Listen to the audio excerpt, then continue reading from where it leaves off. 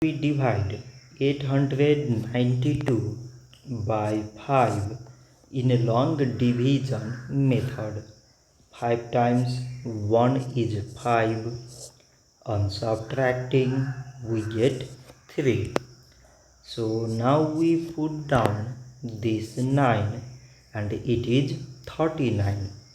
5 times 7 is 35.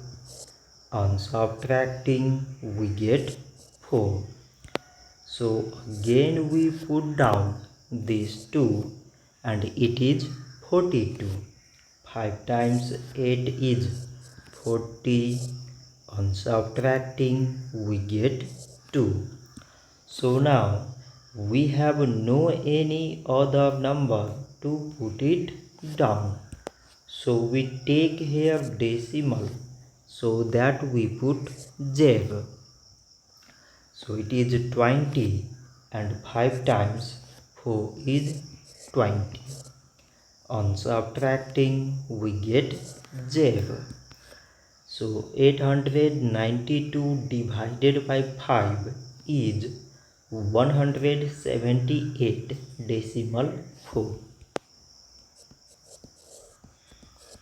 So this much for today and thanks for watching.